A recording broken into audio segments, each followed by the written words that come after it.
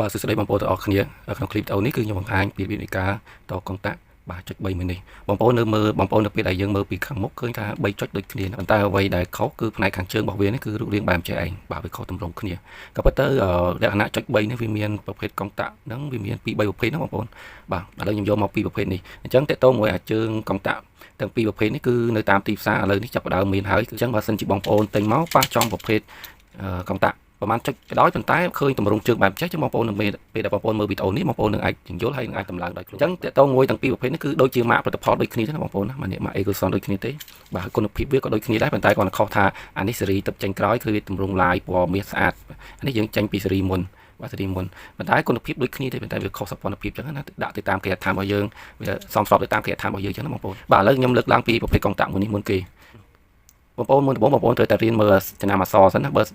សិនជាអ្នកឯកទេសគេគាត់ទៅមើលអក្សរគេនឹងអាចយល់គេអាចនឹងដឹងហើយបើសម្រាប់អ្នកមិនទាន់ចេះគេប្រើអូម៉ែតប្រភេទអូម៉ែតរបស់ជើងរបស់វាមិនដឹងប៉ុន្តែបើសិនជាបងប្អូនអត់មានអូម៉ែតទេចឹងបងប្អូនមើលតាមខ្ញុំណាចំណាំអក្សរទៅ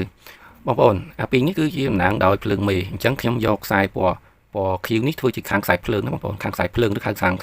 ហ្វាអាពណ៌ផៃនេះខាងខ្សែណឺតឬក៏ហៅថាខ្សែម៉ាស់ដែលបងប្អូនរាប់ស្គាល់គឺខ្សែម៉ាស់បាទអញ្ចឹងអំពូលទាំង3អាខ្សែមួយខាងបងប្អូនទាំង3ហ្នឹងគូបចូលគ្នាហើយគូបជាមួយនឹងខ្សែមេនេះខ្សែមេខាងម៉ាស់ហ្នឹងមកណាបងប្អូនបាទហើយគូបហើយរួមវាស្គត់ទៅមកទៀតបងប្អូនយកខាងខ្សែភ្លើងនេះខាងខ្សែភ្លើងខាងមេនេះបងប្អូនធ្វើតាមខ្ញុំណាបងប្អូនបញ្ចូលខាងជើង L ណានេះខាងជើង L នេះគេបងប្អូនដាក់ចូលជើង L មកអញ្ចឹងយើងនៅសល់ខ្សែកតុយខ្សែ3ទៀត3ហ្នឹងគឺអំពូលទាំង3អញ្ចឹងអក្សរ3នេះអត់ត្រូវឲ្យខ្វល់ច្រើនទេបងប្អូនដាក់ទៅតាមជើងមួយហ្នឹងមកបាទអំពូលទី1ដាក់តាមអំពូលទី1មកអំពូលទី2ដាក់តាមជើង L2 មកអំពូលទី3តាមជើង3មកបាទឃើញទេបងប្អូនយល់ទេប៉ុណ្ណឹងបាទយល់ទេបាទអូខេឥឡូវប្រភេទកុងតាក់នេះហើយមួយចុះប្រភេទជើងកុងតាក់ទី2នេះបងប្អូនត្រូវរៀនមើលចំណាំអក្សរមែនតើណាបងប្អូនបាទចំណាំមើលអក្សរមែនតើបងប្អូនយើងមើលមិត្តសញ្ញាខាងនេះគេប្រាប់មិត្តសញ្ញាឲ្យយើងហើយបាទ L1 L11 នេះ L1 L11 ហ្នឹងអាហ្នឹងគឺសម្រាប់មួយលីងរបស់វាណាពីរនេះគឺមួយលីងរបស់វាបាទនេះភេទកុងតាក់នេះហើយអានេះបងប្អូនមើលឃើញទេគេដាក់ថា L2 បាទ L2 នេះ L2 នេះហើយអានេះ L21 នៅនេះL2 L31 នៅនេះបាទឃើញដាក់តាមមិត្តសញ្ញារបស់វានេះអញ្ចឹងមានន័យថា3ប្រឡោះនេះគឺមួយលីងរបស់វាបាទមួយលីងរបស់វាអញ្ចឹងបងប្អូនអត់មានន័យត្រូវ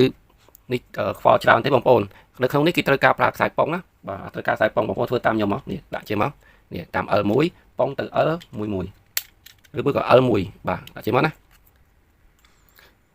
អូខេរួចរាល់ហើយតើតើជាមួយនឹងខ្សែមេខ្សែអំពូលគឺប៉ុងដូចគ្នាណាបងប្អូនណាអានេះអំពូលទាំង3ប៉ុងជាមួយនឹងខ្សែនៅប៉ុងចូលគ្នាមកឲ្យគូចហើយរុំស្គត់ឲ្យស្អាតមកបាទហើយតមកអានេះខាងខ្សែខ្ញុំយកជាខ្សែខាងខ្សែភ្លើងហ្នឹងខ្សែមេខ្សែភ្លើងហ្នឹងបងប្អូនយកទៅណានេះបងប្អូនធ្វើតាមខ្ញុំនេះដាក់ទៅតាម L1 នេះ L2 ក៏បានឬក៏ដាក់ L1 នេះក៏បានដែរដូចគ្នាទេពីរហ្នឹងបាទព្រោះយើងដោយសារប៉ុងយើងដោយសារយើងប៉ុងចូលគ្នាអញ្ចឹងហើយខ្ញុំដាក់ក្នុង L2 បាទឥឡូវរួចរាល់ហើយអញ្ចឹងអត់មានអីត្រូវប្របាក់ទីទេសប្រហែលទីគឺយើងដាក់ទៅតាមពួលមួយទៅបាទនេះពួលទី1ពួលទី2ពួលទី3យើងមកណាបងប្អូនណានេះយើងទៅសល់ខ្សែពួលមកខាងទៀតអូខេបងប្អូនរួចរាល់ហើយបាទគឺតម្រងបែបចេះឯងអរគុណច្រើនជួបគ្នានៅ